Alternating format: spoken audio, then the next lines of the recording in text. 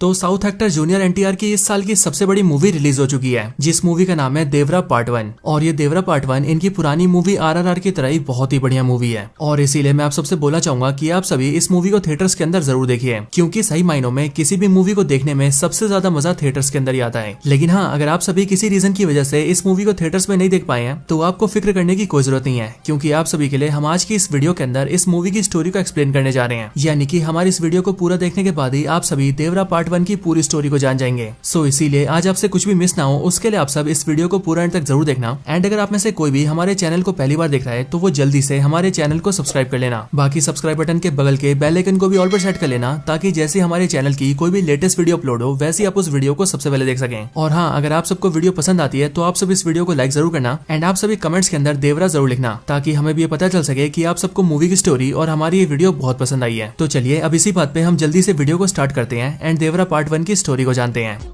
तो देवरा मूवी की स्टार्टिंग होती है मुंबई शहर से, जहाँ पर हम ये देखते हैं कि मुंबई शहर के पुलिस हेडक्वार्टर्स के अंदर एक मीटिंग चल रही होती है। इस पुलिस मीटिंग के अंदर एक मिनिस्टर सारे आईपीएस ऑफिसर्स के साथ मीटिंग कर रहा होता है। और यहाँ पर ये मिनिस्टर सारे आईपीएस को ये बताता है कि हमारी कंट्री के अंदर दो बहुत बड़े टेररिस्ट हो चुके हैं, और इन दोनों का नाम है दया और यति। और ये दोनों टेररिस्ट यानी कि दया और यति एक दूसरे के भाई हैं, जिनमें से दया बाहर रहता है और यति इंडिया के अंदर से ऑपरेट करता है। लेकिन इन्हीं दोनों को लेकर अभी हाल ही में ये इंटेलिजेंस मिली है कि इन दोनों को अभी हाल ही में अरब कंट्रीज से बहुत सारी फंडिंग मिली है। एंड इसीलिए हमारे देश की इंटेलिजेंस ये कहती है कि ये दोनों आतंकवादी हमारे देश के अंदर इलीगल तरीके से बहुत सारे बम, मिसाइल्स, गन्स, बुलेट्स और ड्रग्स लेकर आने वाले हैं। हालांकि ये लोग ये सारा सामान इलीगली काफी टाइम से ला रहे हैं, लेकिन अब हमें ये खबर मिली है कि अब ये दोनों आतंकवादी ये सारा इलीगल सामान बहुत सारी मात्रा में लेकर आने वाले हैं। और फिर इसके लिए वो मिनिस्टर सारे आईपीएस ऑफिसर से कहता है कि हमें कुछ भी करके उन्हें रोकना ही होगा। अब इसके बाद ही इसी मीटिंग के अंदर ये फैसला किया जाता है कि पुलिस डिपार्टमेंट को जल्दी से जल्दी ये पता करना होगा कि आखिरकार ये सारा का सारा इलीगल कंसाइनमेंट इंडिया के अंदर आ कैसे रहा है। एंड फिर इसी चीज को देखने के लिए पूरा पुलिस डिपार्टमेंट मिलकर एक आईपीएस ऑफिसर को ये पूरा केस देते हैं। और वैसे इस ऑफिसर का हमें नाम तो नहीं बताया गया है, लेकिन ये ऑफिसर है साउथ एक्टर अजय। केस मिलने के बाद ही एक्टर अजय यानी कि आईपीएस ऑफिसर जल्दी से अपने ऑफिसर्स की टीम बनाता है। एंड फिर वो जल्दी से अपने केस के ऊपर इन्वेस्टिगेशन स्टार्ट कर देता है। इन्वेस्टिगेशन के अंदर आईपीएस ऑफिसर को यति का एक आदमी मिलता है। एंड फिर जब वो लोग उसे पकड़कर उसे टॉर्चर करते हैं, तब वो आईपीएस ऑफिसर अजय के सामने इस बात को रिवील करता है कि वो आतंकवादी दया और यति के लिए काम करता है, लेकिन उसने 3 महीने से उन्हें देखा नहीं है। लेकिन यहीं पर ही आईपीएस अजय उससे पूछता है कि आखिरकार वो लोग इन सारे इलीगल सामान को इंडिया के अंदर लेकर कैसे आते हैं, क्योंकि जाहिर है जब भी वो लोग शिप से इंडिया के अंदर इस सामान को लाने की कोशिश करेंगे तब इंडिया के कोस्टल एरियाज पर और पोर्ट्स के ऊपर कोस्टल गार्ड्स उन्हें घेर लेंगे और उनकी चेकिंग से वो लोग बच नहीं पाएंगे। पर ये सुनकर यति का जो आदमी होता है वो आईपीएस अजय को ये बताता है कि असल में उनका जो भी इलीगल सामान इंडिया के अंदर आता है उसे वो लोग शिप से तभी उतार लेते हैं जब शिप पानी के अंदर होता है। और इसीलिए जब शिप पोर्ट तक पहुंचता है तब कोस्टल गार्ड ऑफिसर्स को उसमें कुछ भी नहीं मिलता है। लेकिन आईपीएस अजय इस बात को सुनकर बहुत ज्यादा शॉक हो जाता है, क्योंकि एज ऑफ कोर्स बड़े बड़े शिप के कंटेनर्स को पानी के बीच में उतारना बहुत ही मुश्किल काम है। पर यह सुनकर यति का आदमी आईपीएस अजय को बताता है कि एक्चुअल में उनके सारे इलीगल कंसाइनमेंट वाले जो शिप है वो मुंबई से काफी दूर रत्नागिरी के पास आते हैं। और ये जो रत्नागिरी जगह है वो आंध्र प्रदेश और तमिलनाडु के कोस्टल एरियाज के पास है। लेकिन जब वहाँ के पोर्ट्स के पास हमारे शिप पहुंचने वाले होते हैं तब पोर्ट तक पहुंचने के कुछ टाइम पहले उनमें से हम सामान निकाल लेते हैं। और हमारे इन्हीं सारे इलीगल सामानों को निकालने में रत्नागिरी के आसपास के गाँव वाले हमारी हेल्प करते हैं। अब ये सारी बात जानने के बाद ही आईपीएस अजय अपनी टीम के साथ सीधा रत्नागिरी जाता है। एंड वहाँ जाकर इन्वेस्टिगेशन करके उसे पता लगता है कि यहाँ पर बेसिकली जितने भी इलीगल कंसाइनमेंट उतारे जाते हैं उन सभी को उतरवाने में और लोकल पुलिस से बचाने में वहाँ का जो डीएसपी है वो उनकी मदद करता है। और वो इसीलिए क्योंकि वहाँ का डीएसपी बहुत ज्यादा करप्ट है। और उस डीएसपी का नाम होता है डीएसपी तुलसी, जो कि एक्चुअल में साउथ एक्टर अभिमन्यु सिंह है। ये पता लगते ही टीम सीधा डीएसपी के पास जाती है और फिर डीएसपी से इन्वेस्टिगेट करके उन्हें पता लगता है कि पानी के अंदर इलीगल कंसाइनमेंट को उतारने का सारा काम गाँव के लोग करते हैं। और उन सभी का जो लीडर है उसका नाम है भैरवा। और दोस्तों, ये भैरवा और कोई नहीं बल्कि एक्टर सैफ अली खान है, जिन्हें मूवी के अंदर काफी जगह भैरवा और काफी जगह भैरा भी कहा गया है, लेकिन हम इन्हें पूरी स्टोरी के अंदर भैरा ही कहेंगे। अब ये सब पता लगने के बाद ही आईपीएस अजय अपनी टीम के साथ सीधा भैरा के पास जाता है। एंड वो उसे एक पुलिस की तरह नहीं बल्कि एक स्मगलर की तरह मिलता है। और वो भैरा से एक डील करते हुए उससे कहता है कि उसे भी शिप से अपना इलीगल सामान उतरवाना है, और इसीलिए वो ये चाहता है कि भैरा उसका काम करे, जिसके बदले में वो भैरा को बहुत सारे पैसे देगा। लेकिन यहाँ पर हम ये देखते हैं कि जैसी भैरा ऐसा सुनता है वैसी वो इस काम को करने से मना कर देता है। एंड भैरा और उसके आदमी आईपीएस अजय से कहते हैं कि असल में उन्होंने सारा काम छोड़ दिया है। पर ये सुनकर आईपीएस अजय उन पर चिल्लाने लगता है और वो उनसे कहता है कि उसे उसका काम करना ही होगा। पर फिर ये सुनकर भैरा उन सबको बहुत मारता है और उन सबको पीट पीट के वहाँ से भगा देता है। पिटने के बाद ही आईपीएस अजय अपनी टीम को लेकर गाँव के बाहर आ जाता है। और जब वो गाँव के बाहर एक समुद्री किनारे के पास आता है तब उसे वहाँ पर एक बूढ़ा आदमी मिलता है। इस बूढ़े आदमी का नाम होता है सिंगप्पा, जो कि होते हैं एक्टर प्रकाश राज। और इसीलिए जब यहाँ पर आईपीएस अजय सिंगप्पा से मिलता है तब वो उससे भैरा और उसके गाँव के बारे में पूछता है। एंड वो सिंगप्पा से पूछता है कि आखिर वो कौन सी वजह है जिस वजह से भैरा और उसके लोगों ने अब ये काम छोड़ दिया है। ये सुनकर सिंगप्पा आईपीएस अजय से कहता है कि इसके पीछे एक बहुत बड़ी कहानी है, लेकिन इस कहानी को सुनने से पहले तुम्हें हमारे इतिहास जानना होगा। अब ये बोलकर सिंगप्पा अपनी कहानी सुनाना स्टार्ट करता है। सिंगप्पा बताता है कि आज से बहुत साल पहले यहाँ पर एक राज्य हुआ करता था और उस राज्य के जो सैनिक थे वो बहुत ही ज्यादा निडर, ताकतवर और बहादुर थे। एंड इसीलिए उन जैसे योद्धा आसपास कहीं भी नहीं थे। और इसीलिए इस राज्य के ऊपर अब तक जितने भी हमले हुए उन सभी हमलों में उन सारे योद्धाओं ने राज्य को बचा कर रखा। लेकिन इतने सारे युद्ध लड़ने की वजह से राज्य को काफी नुकसान हुआ और फिर इसीलिए जब आखिर में अंग्रेज यहाँ पर आए तब इस राज्य के योद्धाओं ने उन अंग्रेजों को तो भगा दिया, पर इतना सब होने की वजह से राज्य का शासन बिगड़ गया और यहाँ का राज्य और पूरा राजपाट समाप्त हो गया। और फिर इसीलिए ये सब होने के बाद ही वो सारे योद्धा जो कि इस राज्य की हिफाजत करते थे उन सभी ने अपने परिवारों को लेकर यहाँ पर गाँव बसाना शुरू कर दिया। उन सभी वीर योद्धाओं ने मिलकर यहाँ पर 4 गाँव बसाए और उन चारों गाँव के अंदर एक ऐसा योद्धा होता था जो कि पूरे गाँव को लीड करता था, यानी कि एक योद्धा पूरे गाँव का लीडर होता था। लेकिन अब क्योंकि राजपाट खत्म हो चुका था और यहाँ के लोगों के पास कमाने का कोई भी जरिया नहीं था, इसीलिए यहाँ के लोगों ने पानी में उतरकर मछली पकड़ना शुरू किया और उन्हीं सब चीजों से अपनी जिंदगी चलाई। पर इन सब के बाद भी हालात बिगड़ते ही चले गए और पीढ़ी दर पीढ़ी हमारे चारों गाँव और ज्यादा गरीब होते चले गए। लेकिन फिर एक दिन हमारे चारों गाँव का समय बदला और ये हुआ आज से ठीक 12 साल पहले। सिंगप्पा बताता है कि आज से 12 साल पहले हमारे गाँव में 2 आदमी आए जिनके नाम थे मुरुगा और डीएसपी तुलसी। और वैसे मैं आपको बता दूं कि इनमें से डीएसपी तुलसी अभिमन्यु सिंह थे और जो मुरुगा है वो है एक्टर मुरली शर्मा। सिंगप्पा बताता है कि आज से जब 12 साल पहले मुरुगा और डीएसपी तुलसी उनके गाँव में आए तो उन्होंने हमारे गाँव के लोगों को काम दिया। असल में हमारे चारों गाँव के जो लोग हैं वो बहुत ही ज्यादा ताकतवर और बहादुर हैं और इसीलिए हमारे गाँव के लोग वो काम कर सकते हैं जो कि दूसरे लोग नहीं कर सकते हैं। और मुरुगा और डीएसपी तुलसी ने इसी बात का फायदा उठाया। असल में मुरुगा इलीगल काम करने वाले लोगों के साथ मिला हुआ है, इसीलिए वो विदेशों से बहुत सारे बम, मिसाइल, बंदूक और खतरनाक चीजों को शिप में डालकर हमारे देश में इलीगल तरीके से लाता है। लेकिन अब क्योंकि पोर्ट्स पर कोस्टल गार्ड के द्वारा उसे पकड़े जाने का खतरा रहता है, इसीलिए उसने हमारे लोगों को ये ऑफर दिया कि हमारे लोग उसके सारे सामान को पोर्ट्स पर पहुंचने से पहले उतार दें। और इस काम के बदले उसने हमारे लोगों को काफी पैसा ऑफर किया और इसीलिए हमारे लोगों ने ये काम करना शुरू कर दिया। अब इसके बाद ही सिंगप्पा आईपीएस अजय को देवरा की कहानी बताना स्टार्ट करता है और वो कहानी बताते हुए उन सबसे ये कहता है कि आज से 12 साल पहले जब ये सिलसिला शुरू हुआ तब मेरे गाँव का लीडर देवरा था और देवरा के अलावा बाकी तीनों गाँव के जो लीडर्स हैं वो है भैरा,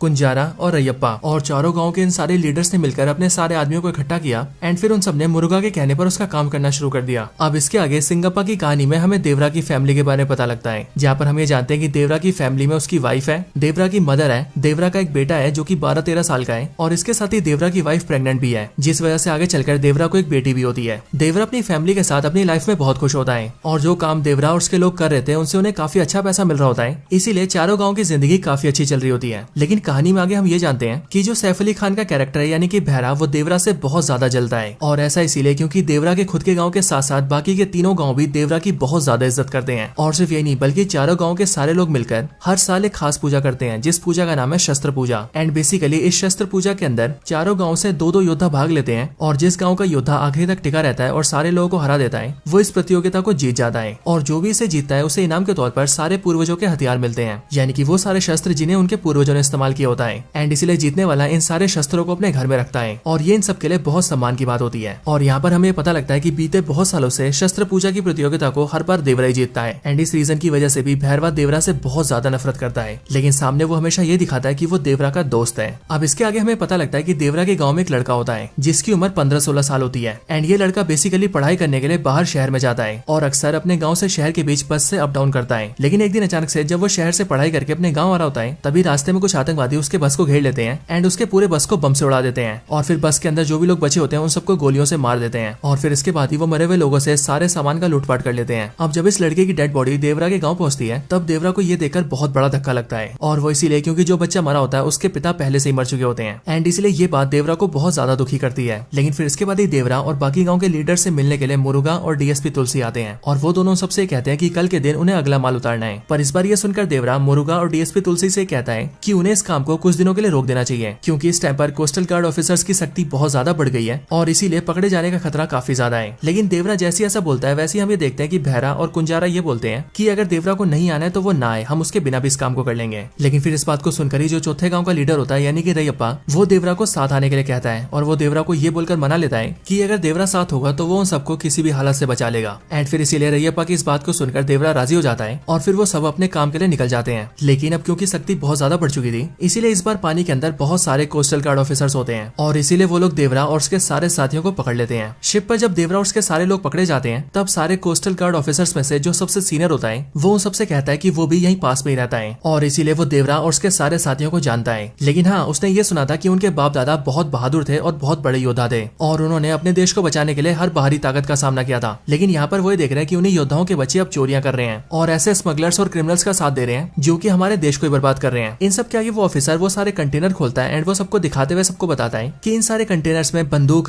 बम, हथियार, गोले एंड इस तरह की सारी खतरनाक चीजें हैं और ये सारी चीजें जब इलीगली स्मगलर्स और क्रिमिनल्स के हाथ जाती हैं तब वो सब इन सब से हमारे लोगों को मारते हैं। अब जब देवरा उस ऑफिसर की सारी बातें सुनता है तब वो ये समझ जाता है कि वो ऑफिसर बिल्कुल सही कह रहा है और इसी टाइम पर वो अपने गांव के लड़के की मौत को भी याद करता है क्योंकि उस लड़के की मौत भी इन सारे हथियारों के हमारे देश में आने की वजह से हुई थी। और फिर इसीलिए यहीं पर ही देवरा अपने मन में डिसाइड करता है कि अब से वो ये सारा काम छोड़ देगा। लेकिन इस टाइम पर ही देवरा ये देखता है कि भैरा, कुंजारा, रैयप्पा और उसके बाकी सारे लोग अचानक से सारे कोस्टल गार्ड ऑफिसर्स के ऊपर हमला कर देते हैं एंड उन्हें मारने लगते हैं। लेकिन फिर ये देखकर देवरा अपने लोगों के खिलाफ हो जाता है और वो उन सबको ऐसा करने से रोक देता है एंड फिर वो अपने सारे लोगों को चलने के लिए कहता है। जिसके बाद ही वो लोग उन सारे कंटेनर को अपनी बोट्स पर डालते हैं और वहाँ से निकलने लगते हैं। लेकिन जाने से पहले भैरवा उन सारे कोस्टल गार्ड ऑफिसर से वादा करता है कि आज के बाद से वो ऐसा कोई काम नहीं करेगा और रही बात उसके गाँव के लोगों की तो वो उन्हें भी ऐसा कुछ नहीं करने देगा। और फिर ये बोलने के बाद ही भैरवा अपने सारे लोगों के साथ अपने गाँव आ जाता है। जब वो लोग गाँव पहुंचते हैं तब मुरुगा और डीएसपी तुलसी वहाँ पर आते हैं एंड वो लोग देवरा से अपना सामान मांगते हैं। लेकिन देवरा उनके सामने उनके सारे सामान को डिस्ट्रॉय कर देता है एंड वो उन सबसे कहता है कि आज से वो लोग उसका कोई काम नहीं करेंगे। और इसके साथ ही देवरा चारों गाँव में ऐलान करता है कि आज के बाद से सिर्फ वही नहीं बल्कि चारों गाँव में से कोई भी आदमी उनका साथ नहीं देगा और वो मुरुगा के कहने पर किसी भी इलीगल सामान को जहाज पे से नहीं उतरवाएगा। देवरा जैसी ऐलान करता है वैसे ही देवरा का गाँव और रैयप्पा का गाँव उसे सपोर्ट करते हैं। लेकिन हम ये देखते हैं कि भैरा और कुंजारा के गाँव वाले उसका विरोध करते हैं और कुछ लोग देवरा से लड़ने भी आते हैं। लेकिन देवरा उन सबको धूल चटा देता है और अपने हथियार से उन सबकी पीठ पर एक्स बना देता है और सब लोगों से कहता है कि अगर आगे से भी किसी ने कुछ करने की कोशिश की तो उसका भी वो यही हाल करेगा। हालांकि देवरा की ऐसा अनाउंस करने के बाद भी गांव के बहुत सारे लोग होते हैं जो कि इलीगल काम को जारी रखते हैं। लेकिन जितनी बार भी वो लोग ये सब करने जाते हैं उतनी बार ही देवरा उन सबको पकड़ के पेलता है और उन सबके पीठ पे एक्स का निशान बनाता है ताकि बाकियों को भी ये संदेश मिल सके कि देवरा से कोई नहीं बच सकता है। और फिर इसके बाद ही हम ये देखते हैं कि चारों गाँव मिलकर फिर से फिशिंग करने लगते हैं और मछलियां पकड़कर अपनी जिंदगी चलाने लगते हैं। बट ये सब भैरा को बहुत ज्यादा बुरा लगता है और इसीलिए वो किसी भी तरह से देवरा को रास्ते से हटाने की कोशिश करता है एंड फिर इसके लिए वो अपने और कुंजारा के गांव के साथ मिलकर ये प्लान बनाता है कि उन दोनों गांव के लोग मिलकर देवरा को मार देंगे। अब कुछ दिन बाद ही हम ये देखते हैं कि जो रैयप्पा होता है यानी कि चौथे गांव का लीडर, उसके गांव में उसकी बहन की शादी होती है जिसमें सबके साथ साथ देवरा भी आता है और इसीलिए रैयप्पा की बहन की शादी के अंदर भैरा और कुंजारा मिलकर देवरा को बहुत सारी शराब पिला देते हैं जिस वजह से देवरा अपना होश नहीं संभाल पाता है। लेकिन फिर उसके कुछ टाइम बाद ही वो लोग देवरा के कानों में ये बात डाल देते हैं कि इस शादी के टाइम का फायदा उठाकर बहुत सारे ऐसे लोग हैं जो कि मुरुगा के साथ मिल गए हैं और वो उसका इलीगल सामान को उतरवाने के लिए समुद्र के पास गए हैं। अब देवरा जैसी इस बात को सुनता है वैसी वो नशे की हालत में सीधा वहाँ पर जाता है ताकि वो वहाँ पर उन सबको ऐसा करने से रोक सके। लेकिन असल में ये सारा भैरा और कुंजारा का प्लान होता है एंड इसीलिए जैसी देवरा वहाँ पर पहुंचता है वैसे हम ये देखते हैं कि वहाँ पर भैरा और कुंजारा के गाँव के बहुत सारे लोग होते हैं और उनके हाथों में बहुत बड़े बड़े हथियार होते हैं और फिर इसीलिए वो सब मिलकर देवरा पर हमला कर देते हैं और उसे जान से मारने की कोशिश करते हैं। लेकिन देवरा एक बहुत ही पावरफुल योद्धा होता है और इसीलिए वो नशे की हालत में भी उन सबको मार देता है। अगली सुबह हम ये देखते हैं कि चारों गाँव के लोगों को इस बारे में पता लगता है और इसीलिए वो सब लोग वहीं पर आते हैं जहाँ पर रात को देवरा ने उन सब लोगों को मारा था।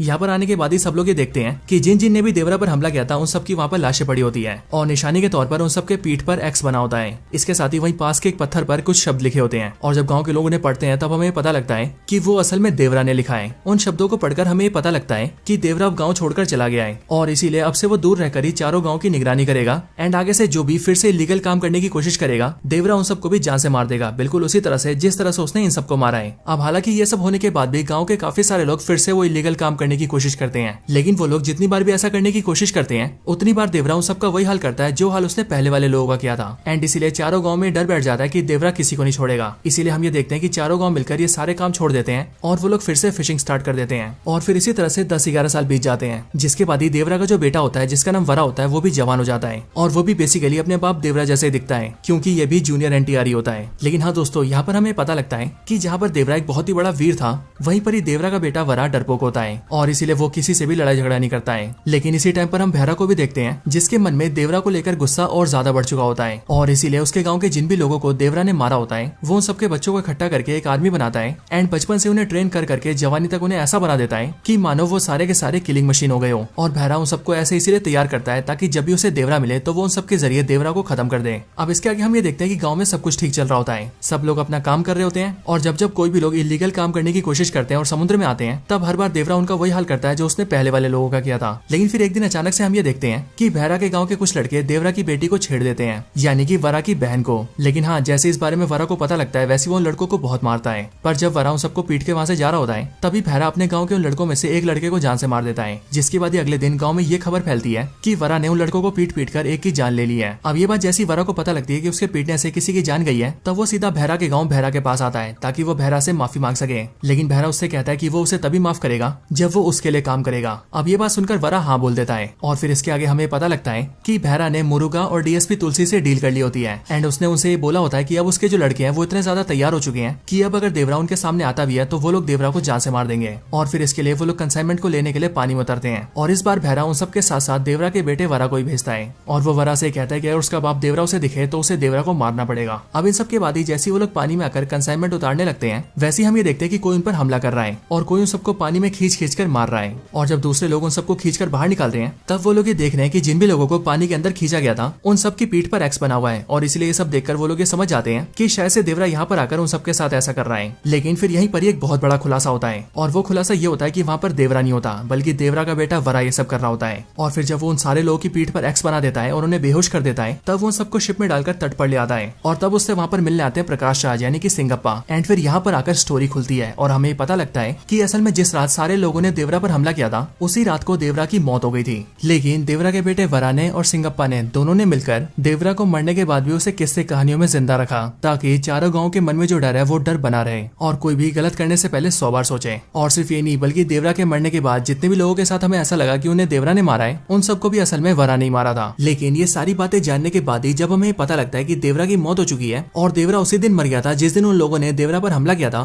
तब यहाँ पर एक बहुत बड़ा सवाल उठता है और वो इसीलिए क्योंकि उस दिन देवरा से लड़ने के लिए जो भी लोग आए थे देवरा ने उन सबको मार दिया था। तो आखिरकार उन सबको मारने के बाद भी देवरा की मौत कैसे हुई और आखिरकार वो कौन था जिसने देवरा को मारा होगा। सो एंडिंग में हमें इसका भी आंसर मिलता है और हमें पता लगता है कि उस दिन जिस दिन देवरा ने उन सबको मार दिया था तब उन सब के बाद देवरा से मिलने के लिए वहाँ पर देवरा का बेटा वरा आया था और देवरा के बेटे वरा ने देवरा को चाकू मार के जान से मार दिया था। यानी कि देवरा का कातिल और कोई नहीं बल्कि देवरा का बेटा वरा है जिसने सिर्फ 13-14 साल की उम्र में अपने पिता देवरा को मार दिया था। लेकिन दोस्तों जैसे हमें इस सवाल का जवाब मिलता है वैसे ये मूवी एंड हो जाती है और अपने साथ ये सवाल छोड़ जाती है कि आखिरकार देवरा के बेटे वरा ने देवरा को क्यों मारा। लेकिन हाँ, हमें इस बात का जवाब मिलेगा देवरा पार्ट 2 के अंदर। वैसे ये बिल्कुल बाहुबली जैसा हुआ है क्योंकि बाहुबली 1 देखने के बाद सबके मन में भी यही सवाल था कि आखिरकार कटप्पा ने बाहुबली को क्यों मारा और अब बिल्कुल वैसे ही देवरा मूवी देखने के बाद भी सबके मन में यही सवाल रहेगा कि आखिरकार देवरा के बेटे वरा ने देवरा को क्यों मारा। वैसे दोस्तों आपके हिसाब से इसका आंसर क्या हो सकता है? आपके हिसाब से वरा ने देवरा को क्यों मारा होगा? अगर आप इसका आंसर गेस कर सकते हैं तो आप वो हमें कमेंट्स के अंदर जरूर बताना। बाकी इस वीडियो को यहाँ तक पूरा देखने के लिए आप सबका बहुत बहुत थैंक यू। अगर आपको वीडियो पसंद आई हो तो आप वीडियो को लाइक करिए, कमेंट्स के अंदर देवरा लिखिए और वीडियो को ज्यादा से ज्यादा शेयर करिए। बाकी मैं मिलता हूँ आपसे ऐसी किसी और बेहतरीन वीडियो में, तब तक के लिए गुड बाय।